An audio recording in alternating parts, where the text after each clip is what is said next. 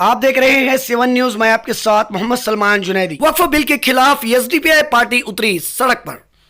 जैसे कि 13 सितंबर 2024 को देश भर में वक्फ बिल कैंसिल करने को लेकर वक्फ बिल के खिलाफ जो है प्रदर्शन किए जा रहे हैं, तो इसी तरह से आज बीजापुर शहर के अंबेडकर सर्कल में जुमा की नमाज के बाद एसडीपीआई की ओर से वक्फ बिल के खिलाफ बहुत बड़े पैमाने पर आंदोलन किया गया, जिसमें हजारों की तादाद में लोगों ने बढ़ चढ़कर हिस्सा लिया।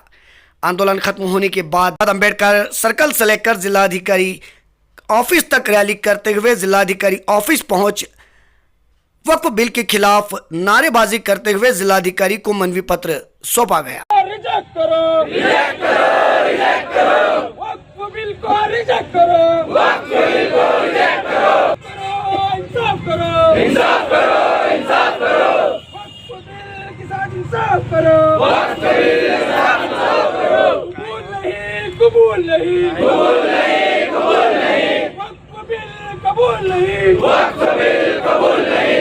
ये दरगाह है, ये खानका है, ये मदारिस और खुदा के घर, ना छीन सकोगे हमसे, तुम्हें दे रहे हैं ये खबर। हम खड़े हैं, हम भी तुम्हारी राह में डट कर, तोड़ देंगे तुम्हारा ख्वाब तुमसे लड़कर। वक्फ बिल के खिलाफ बड़े पैमाने पर आंदोलन किया गया और केंद्र सरकार के खिलाफ नारेबाजी भी की गई और साथ में वक्फ प्रॉपर्टी बचाने को लेकर मुसलमानों को जागरूक किया गया, जिसके बाद जो है अंबेडकर सर्कल से लेकर चाहता हूँ ये मजहबी आजादी पर हमला किया जा रहा है, मुसलमानों की वक्फ की प्रॉपर्टियों को लूटा जा रहा है। देख रहे हैं कि मुसलमानों की 3rd लार्जेस्ट प्रॉपर्टी होने के बावजूद भी आज मुसलमानों की क्या हालत की जाए। कहा जा रहा है कि मुसलमानों की इस्लाह के लिए ये बिल लाया गया है, मुसलमानों की इस्लाह के लिए ये बिल लाया गया है। ये कैसी इस्लाह तुम कर रहे हो? मैं पूछना चाहता हूँ कि हमारी हजारों एकड़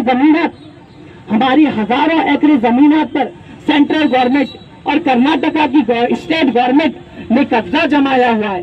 तुम चाहते तो हमारे उन कब्जों को छुड़ा कर दे देते, उल्टा आप हमारी जमीनतों को हड़पने की बात कर रहे हो। मैं बहुत जिम्मेदारी के साथ बताना चाहता हूँ, हमारी वक्फ की जमीनात पर कई कब्जे हुए हैं, जिसे हम हुकूमत से मुतालबा करते हैं कि वो हमारे कब्जों को छुड़ा कर दे।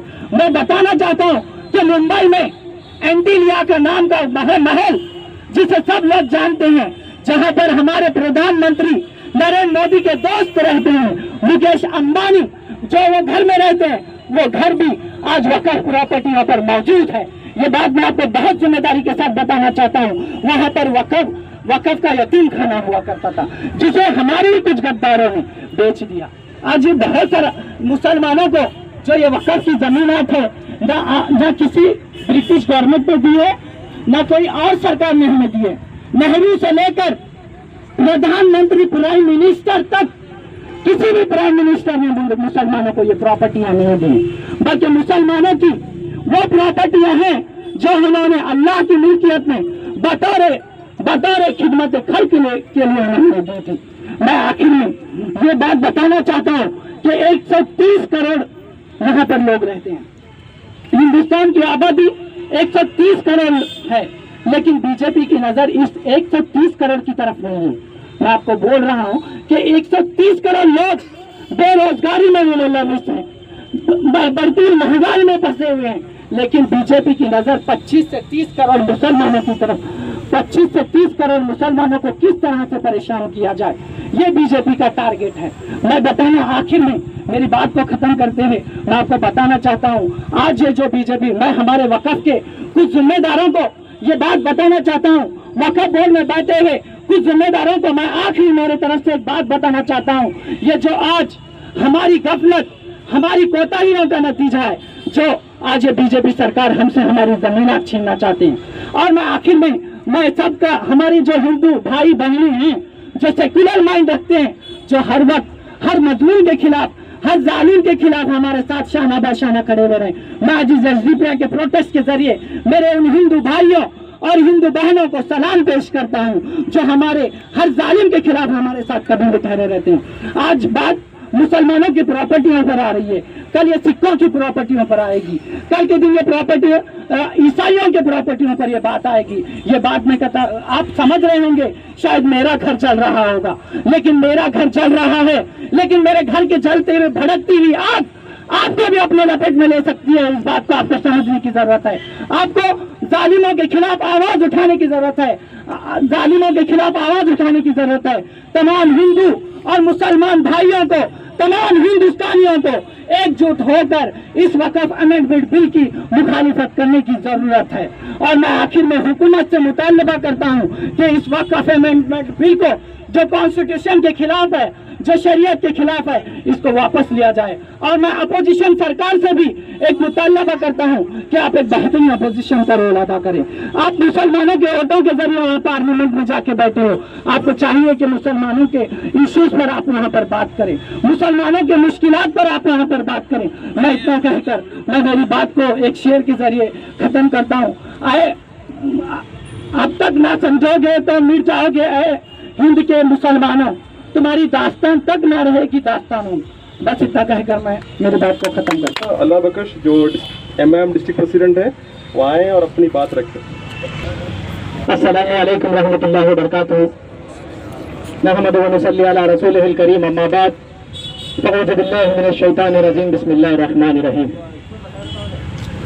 आज बाद नमाज जुमा जो हमारी एसडीपीआई की पार्टी है, उस पार्टी की तरफ से जो मुनक्किद किया गया एक प्रोटेस्ट, इसकी सदारत मेरे हरदिल अजीज साथी अताउल्लाह दराची साहब की सरपरस्ती में ये प्रोग्राम तय किया गया है।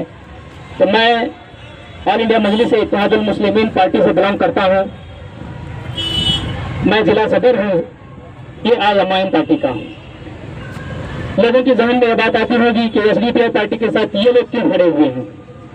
जब मामला पार्टियों का आता है तो हम लोग अलग होंगे, जब मसला अपना आता होगा तो हम लोग अलग होंगे, जब मसला हमारी कौम का आता है तो हम लोग पार्टी को अपने साइड में रख के एक होकर मुत्तहिद के साथ आने की हम लोग ये नियत लेकर आज हम यहाँ पर जमा हुए हैं।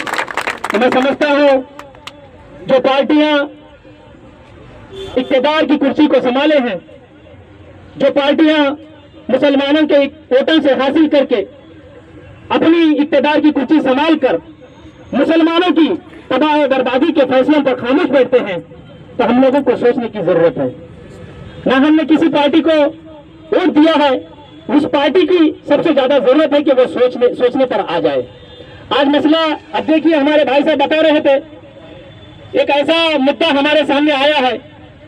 यूं तो जब से इस देश के नाक कम अकल वाले प्रधानमंत्री, जो सबसे झूठे प्रधानमंत्री और दोगला प्रधानमंत्री, जो प्रधानमंत्री नरेंद्र मोदी हैं, वो इक़्तिदार की कुर्सी पर जब से बैठे हैं, इस देश को तबाह और बर्बाद करके रखा है।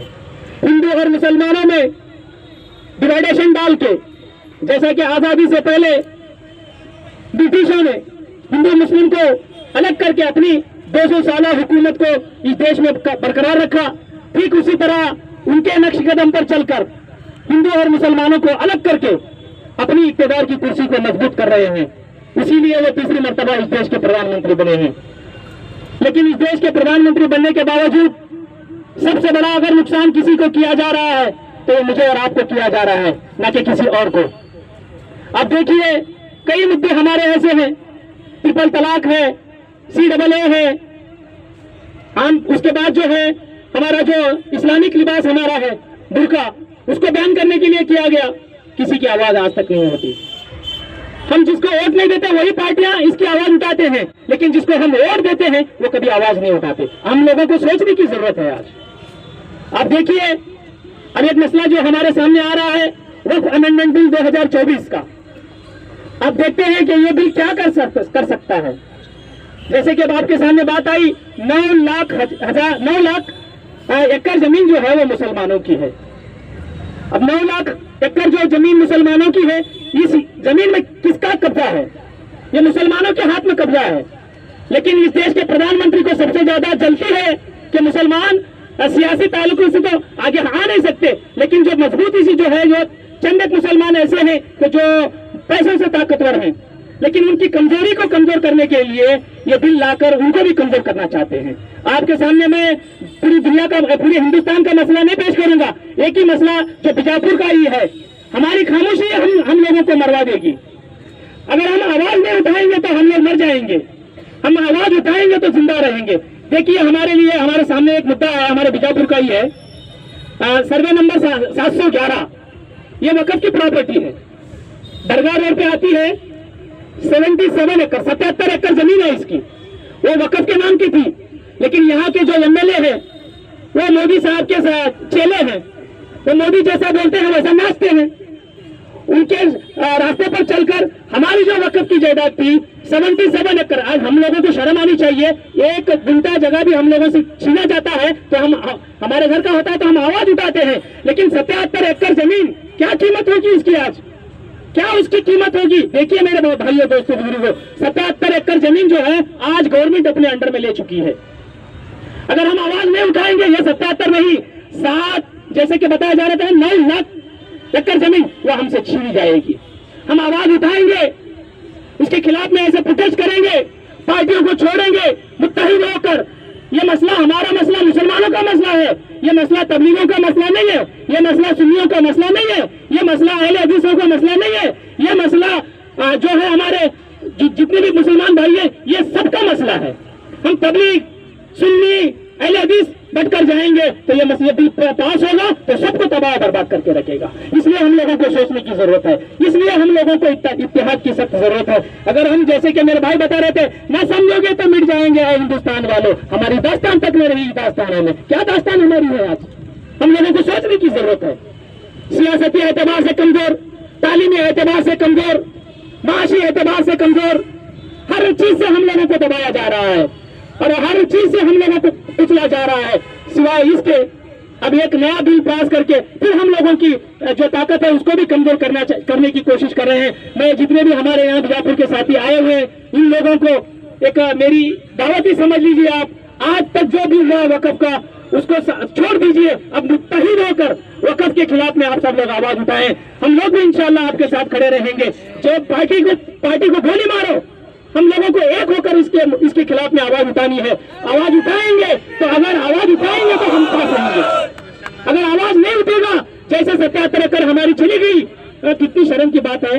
800, मैं बताऊं आपको, ये तो 77 एकड़ जमीन चली गई, 848 सर्वे नंबर हमारा, कितना 848 सर्वे नंबर वक्फ की प्रॉपर्टी का, जो ये डिपो है ना, हमारे सेकंड डिपो का जो रोड नया बना है, वो रोड की जमीन 13 एकड़ जमीन हमारी वक्फ की प्रॉपर्टी की जमीन, उसको भी हड़प लिया गया। किसी की आवाज आज तक नहीं होती।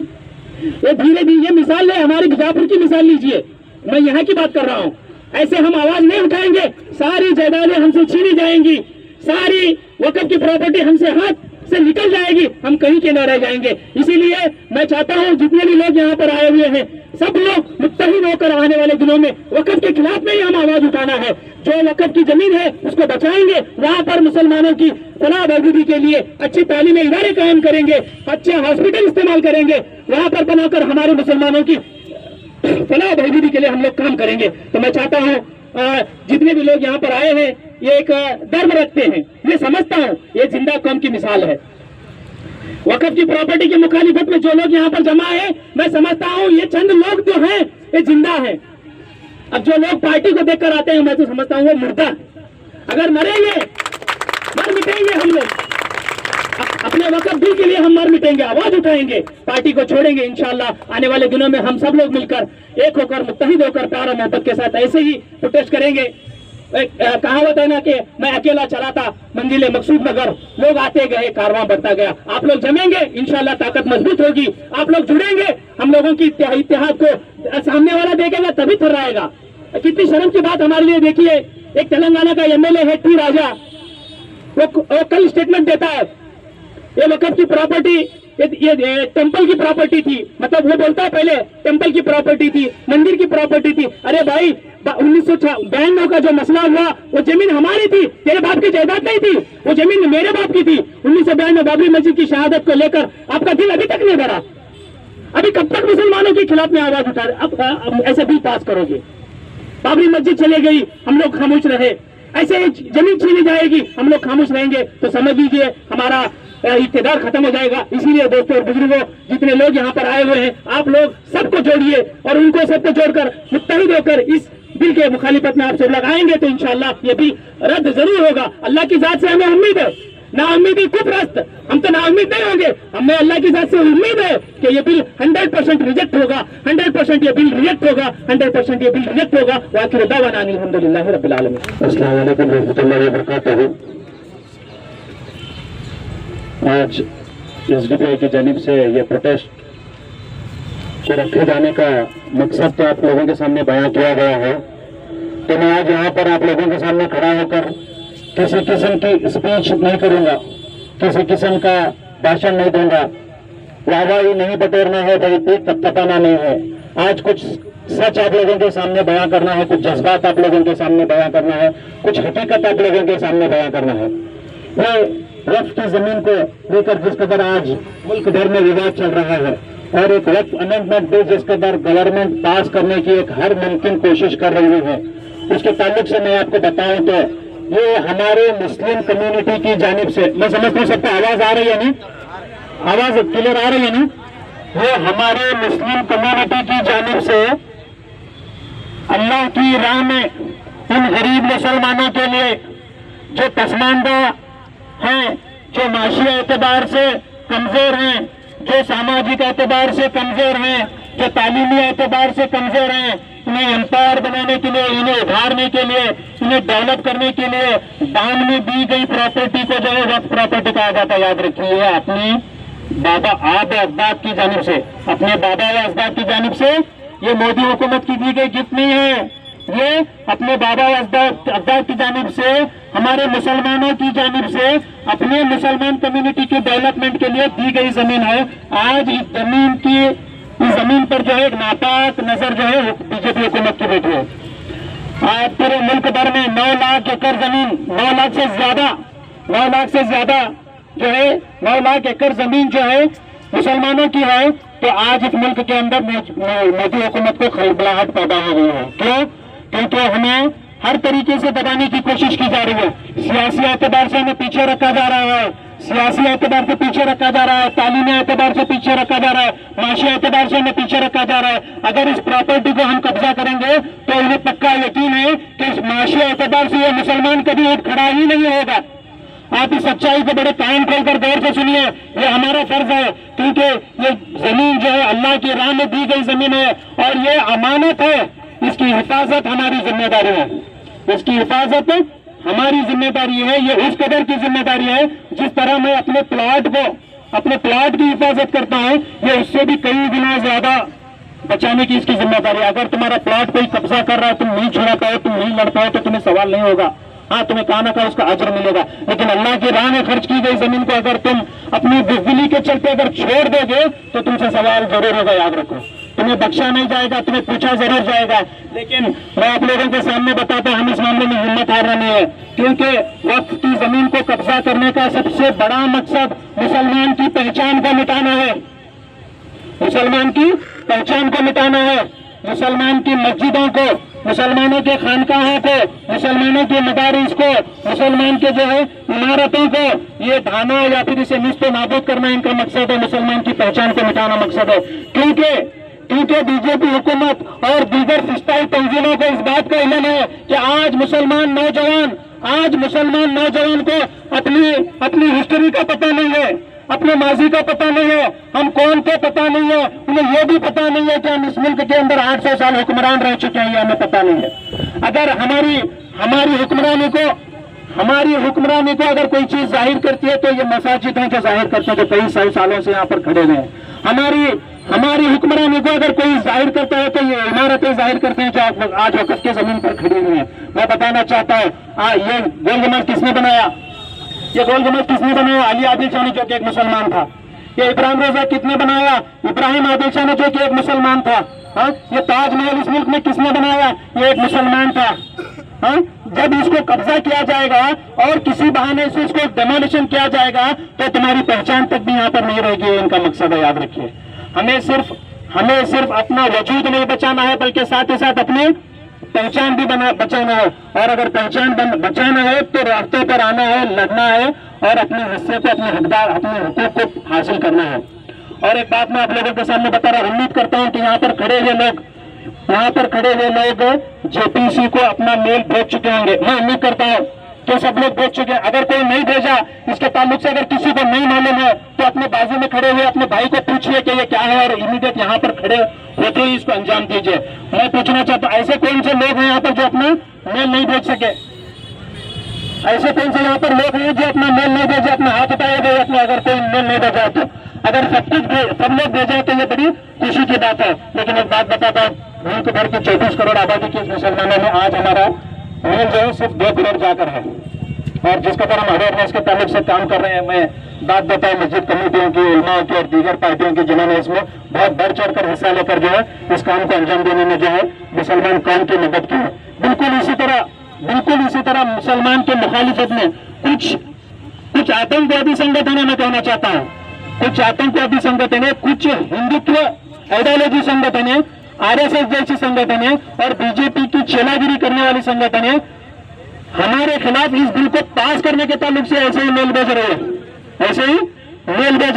और ये वो लोग हैं जो मासूम अवाम को, जो मेरे मासूम हिंदू भाई बहने हैं, जो अपनी गणपति की जो है देखने के लिए, गणपति का त्योहार मनाने के लिए जो लोग बाहर पड़े हैं, जिन्हें वकफ के भी ताल्लुक से मालूम नहीं है और वकफ से उनको कुछ लेना देना नहीं है, वैसे लोगों को ले जाकर जो है इसमें इन्वॉल्व करके वो मेल को जो है सेंड किया जा रहा है।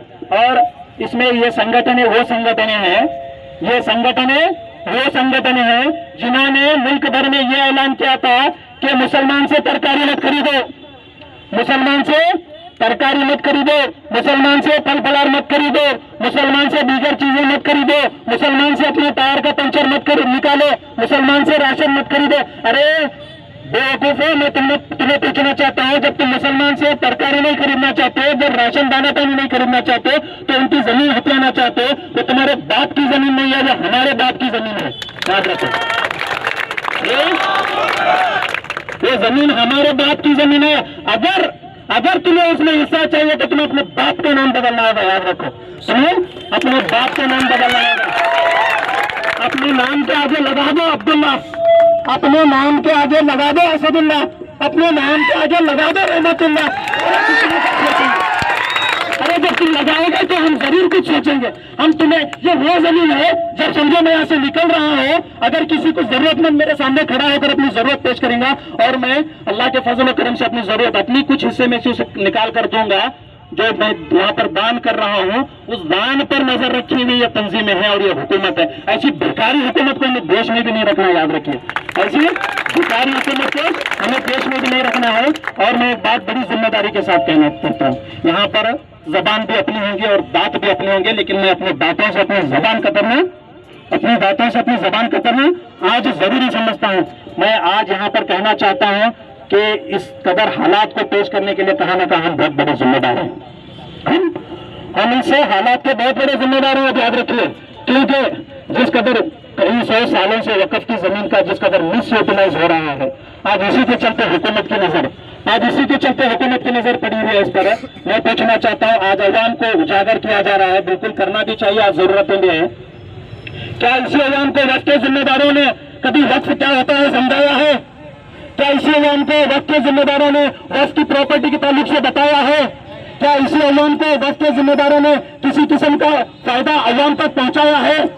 अरे मैं आपको पूछना चाहता हूँ, ये आपकी जिम्मेदारी थी जो आप जिम्मेदार बनकर बैठे हैं, कभी मैनेजमेंट हो या वक्फ कमेटी हो या मुतवल्ली हो, ये आप लोगों की जिम्मेदारी थी। लेकिन आज जब वक्फ पर मुसीबत आ रही है तो आज अवाम को इकट्ठा करने की बात कर रहे हैं। आज हमें अवाम इकट्ठा होना भी जरूरी है, ऐसा नहीं है कि नहीं होना भी जरूरी है। लेकिन आज जब हम हुकूमत से सवाल करेंगे तो याद रखो, वक्फ के जिम्मेदार हो, कल हम तुम्हारे सामने आकर भी खड़े होंगे और तुमसे भी सवाल करेंगे अपने हक के ताल्लुक से। आज हम इस हक को छीनने नहीं देंगे। अब तक तुम लोग जो खा लिए जो कमा लिए, हम उस पर नजर नहीं डालेंगे। लेकिन आज के बाद हमारी नस्लों को भी हम लोग बताएंगे कि ये हमारा हक है, ये हमारी प्रॉपर्टी है, ये किसी की बाप की प्रॉपर्टी नहीं है, याद रखिए। मैं और एक बात बताना चाहता हूँ कि कितने जमीन हमारे मुल्क के अंदर मौजूद है। कई जमीनें जो है कब्जा की जा चुकी हैं, हम खामोश है। जैसा कि मेरे भाई अल्लाह फतेह साहब ने भी बताया कि बीजापुर की हालत में 77 एकड़ जमीन जो है वक्फ की जमीन रेवेन्यू डिपार्टमेंट में ट्रांसफर की गई। कितने लोग आवाज उठाए? कितने लीडर्स बोले, कितने लीडर्स जो इस पर काम किया और कितने वक्त के जिम्मेदार इस पर काम किया, मैं पूछना चाहता हूँ। नहीं, किसी ने नहीं किया। हम लोग जाके उनसे मुलाकात किए, बात किए, वो लोग बोलते हैं कि ज्यादा हाईलाइट मत करो, अगर हाईलाइट करेंगे तो और भी बिगड़ जमीने जाएंगे। अरे बेवकूफ है तुम लोग, तुम्हें कानून नहीं पता, तुम्हें अपना हक छीनना नहीं पता है, तुम्हें अपने हक को जो है दबाकर अपने पास रखना नहीं पता है, तुम अपने बुजदिली के चलते लोगों के सामने बेवकूफी जैसे बातें मत करो, मैं कहना चाहता हूँ। और मैं साथ ही साथ आई हुई अवाम को ये भी कहना चाहता हूँ कि नमाज के बाद सभी अवाम यहाँ पर जुड़ी है, बीजापुर की ज्यादातर अवाम में इनका शुक्रिया अदा करना चाहता हूँ। और एक बात मैं बताना चाहता हूँ, हमारी जानिब से अक्सर जुमा के रोज प्रोटेस्ट किए जाते हैं। ये प्रोटेस्ट हम इसलिए जुमा के रोज करते हैं ताकि हमारी बात सीधे तरीके से, सही तरीके से हमारे कौम के नौजवानों तक पहुंच सके। और हमें आज डिपार्टमेंट से ये बताया जा रहा है कि तुम लोग जुमा के दिन प्रोटेस्ट मत करो, जुमा छोड़ करो किसी और दिन प्रोटेस्ट करो। मैं पूछना चाहता हूँ कि हमें हमारे कौम के नौजवानों तक बात पहुंचानी है तो हमें जुमा का दिन चुन लिया तो क्या गुनाह किया? अगर गुनाह है तो तुम लिखित में दो हमें कि तुम्हें जुमा प्रोटेस्ट नहीं करना है, तो हम कोर्ट तक जाकर उसके बारे में आपको चैलेंज करेंगे इंशाल्लाह। हम डरने वाले में से नहीं, हम किसी के बाप को डरने वाले में से नहीं, क्योंकि हम जहां पर खड़े हैं, हमारे पीछे याद रखिए बाबा साहब अम्बेडकर का भी हाथ है।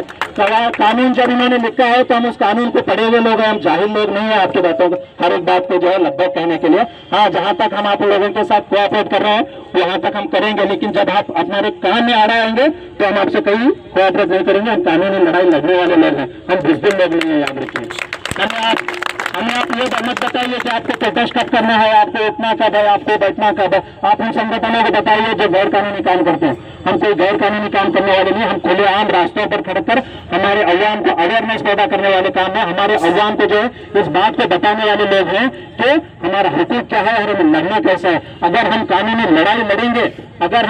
लड़ाई लड़ेंगे तभी जाकर इस मामले में हम जीत हासिल करेंगे। लेकिन वक्त के जिम्मेदारों से जो गलतियां हुई, लेकिन आने वाले दिनों में हम और आप मिलकर इन जिम्मेदारों को पूछेंगे कि हमारा हुकूक क्या है और हमारे हुकूक हमें मिलना जरूरी है। और साथ ही साथ यहाँ पर आई हुई अवाम का मैं बड़ी तहे दिल से शुक्रिया अदा करता हूँ। और जो है हमारी इन बातों को धूप में खड़े होकर शायद नमाजों के बाद डायरेक्ट इधर आए हैं, भूखे पेट आप लोगों ने कुर्बानियां देकर यहाँ खड़े हैं, तो ये कुर्बानी आपकी जाया नहीं जाएगी। यही प्रेशर हुकूमत के सामने जो है बड़ा वजन जाएगा और हमें इसी तरह से प्रेशर क्रिएट करना है। और अगर नहीं हमारे मांग को पूरी की जाएगी तो मैं बताना चाहता हूँ, आगे यहाँ से थोड़ा जाएंगे तो आप औरतों की एक भीड़ बैठी है आंदोलन के तौर पर। देखिए औरतें हैं, हाँ, जिस कदर हमारे सीए एनआरसी के दरमियान में शाहीन बाग जमा था और यहाँ पर मैदान जमा था, ये किनसे सजा हुआ था? हमारे कौम की औरतों से सजा हुआ था, हमारे कौम की औरतों की हिम्मत से सजा हुआ था, हाँ, हमारी कौम की औरतों की दिलेरी से सजा हुआ था। तो हमें भी, हमारा भी ये फर्ज बनता है कि इन औरतों की इज्जत के खातिर, इन बच्चों की इज्जत के खातिर, इन बुजुर्गों के और हमारे कौम के लोगों के खातिर हमें भी कुर्बानियां देनी होंगी। ना सिर्फ कमाना खाना हमारा मकसद नहीं है, हमारा मकसद हमारी कौम की हिफाजत भी हमारा मकसद है। इस बात को हमें ध्यान पर लेकर चलना होगा। अवाम का शुक्रिया अदा करते हुए और साथ ही साथ यहाँ पर जो भी दीगर लोग जिनको हमने बुलाया था वो लोग यहाँ पर आए, उनका भी मैं शुक्रिया अदा करना चाहता हूँ। और साथ ही साथ मैं पुलिस डिपार्टमेंट का भी शुक्रिया अदा करना चाहता हूँ जो माशाल्लाह इतनी बड़ी गाड़ी के साथ आकर हमें एक सिक्योरिटी दी है और जो अपना फर्ज जो है अदा करने में कहीं पीछे नहीं रहे। मैं उनका भी जो है शुक्रिया अदा करते हुए अपनी बात को खत्म करता हूँ। अस्सलाम वालेकुम। वक़्फ़ पे हमला, दस्तूर पे हमला, वक़्फ़ पे हमला, दस्तूर पे हमला, बंद करो, बंद करो, वक़्फ़ बिल रिजेक्ट करो, रिजेक्ट करो, रिजेक्ट करो, वक़्फ़ बिल रिजेक्ट करो, वक़्फ़ बिल विड्रॉ करो, बंद करो, बंद करो, तानाशाही बंद करो, तानाशाही बंद करो,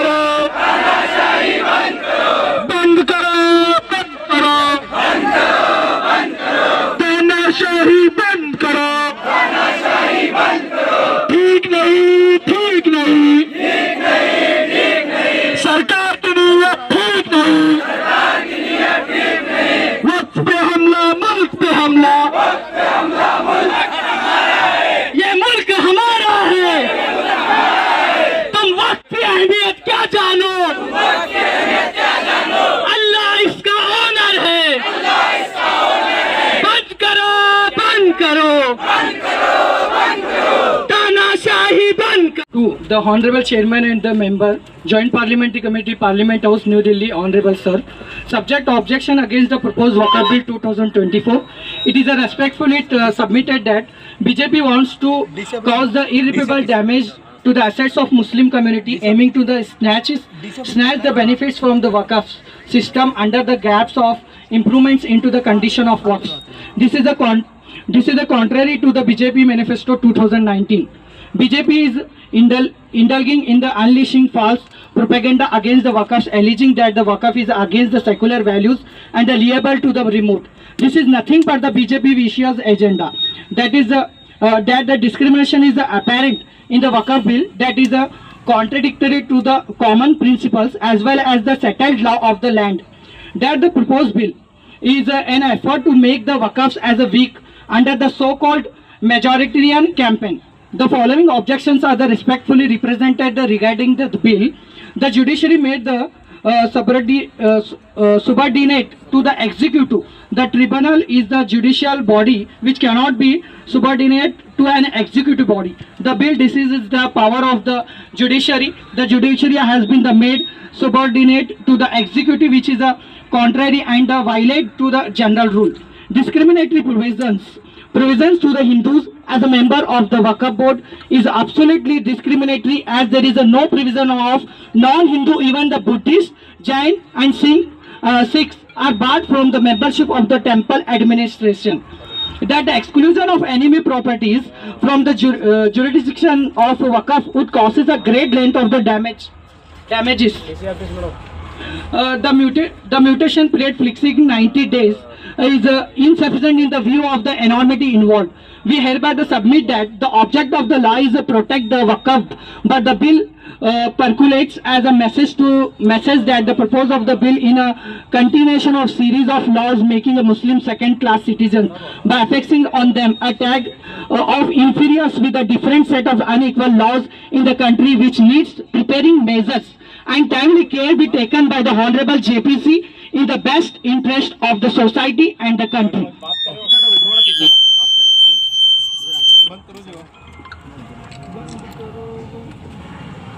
Okay, sir. Social democratic party of India ಮಾಡ್ತಾ ನಮಗೆ ಮನವಿ ಕೊಟ್ಟಿದ್ದೀರಿ. ಇದನ್ನು ಜಾಯಿಂಟ್ ಪಾರ್ಲಿಮೆಂಟ್ರಿ ಕಮಿಟಿ ನ್ಯೂ ಡೆಲ್ಲಿಗೆ ಕಳಿಸ್ಕೊಡ್ತಾ ಇದ್ದೀವಿ. ತಮ್ಮ ಪ್ರೊಟೆಸ್ಟನ್ನು जो गणपति विसर्जन है उसके बावजूद भी हमारे साथ कोऑपरेट किया, और मैं भाइयों से उम्मीद करता हूं कि आप खामोशी के साथ जो है अपनी अपनी घरों की तरफ जाएंगे इंशाल्लाह।